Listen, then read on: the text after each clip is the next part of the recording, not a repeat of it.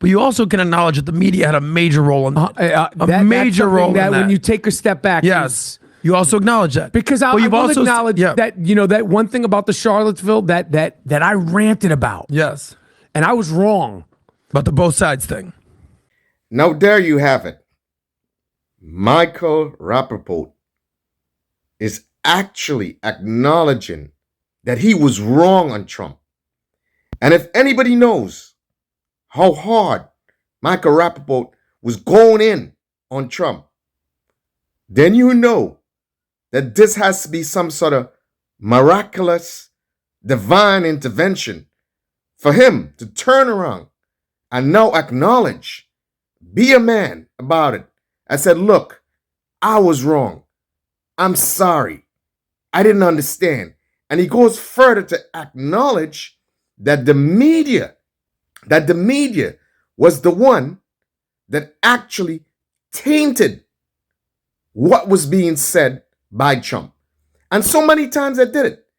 You know, and I talk to people all the time about the drink disinfectant crap that is said that he said. And if you go independently and take a look at what he said, can we do something like that?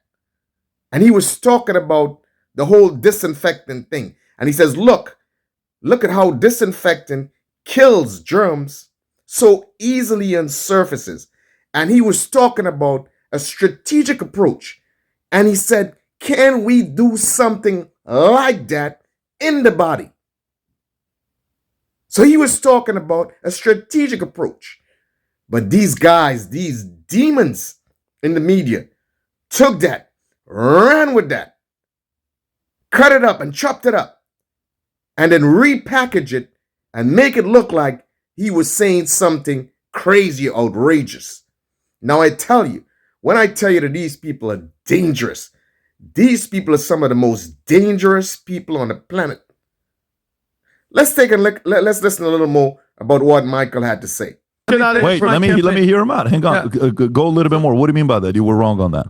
No, because he said the both sides, there's good people on both sides. And when you see the full quote, that wasn't what he said.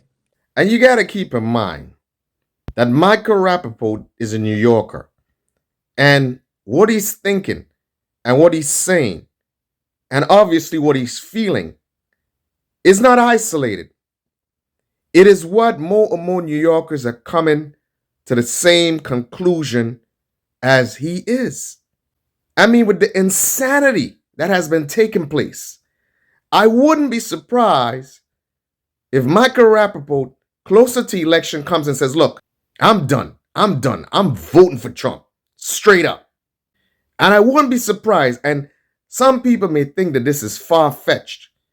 And for those who don't know, in 1984, okay, New York voted red. New York voted Republican. Overwhelmingly voted Republican. Okay? And Ronald Reagan won the elections by amazing margins. So I wouldn't be surprised 40 years after, we're in 2024, I wouldn't be surprised if New Yorkers turns around and says, look, we're tired of this. What? Okay? We're tired of this. We're voting Republican. Period. If you're not careful, if New Yorkers are not careful, they will lose this city. Okay? They will lose this city. And what's going to happen? They will lose this city so fast, it'll make their head spin. Because decadence and all these problems, they don't come and they don't happen overnight. They slowly creep up on you. And before you know it, you're in the clutches of a city that is broken. Okay? That is destroyed.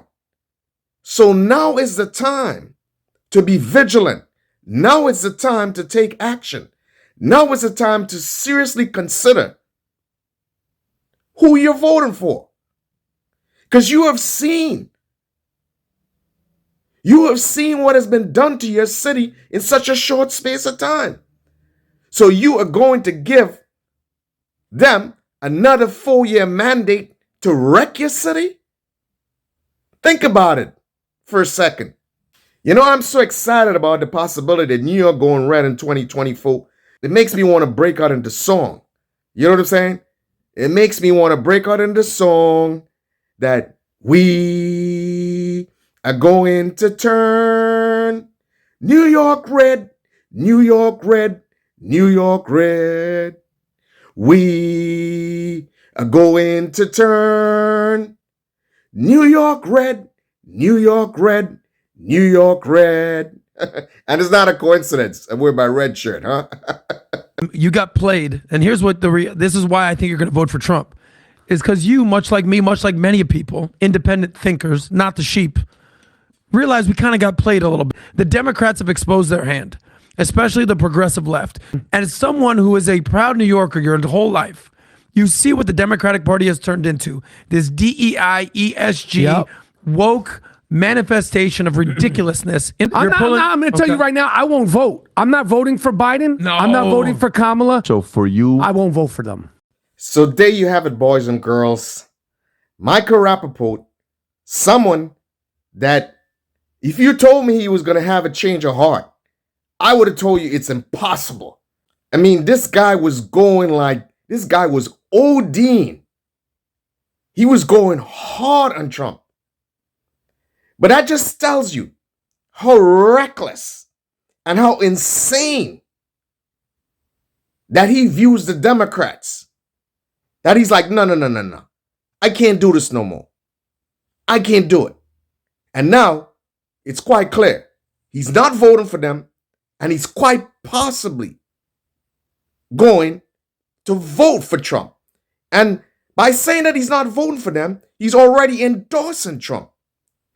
So I'm telling you, it's quite possible that New York State is going to turn red in 2024. Okay? I'm putting money on it, baby. I'm putting money on it. We'll see.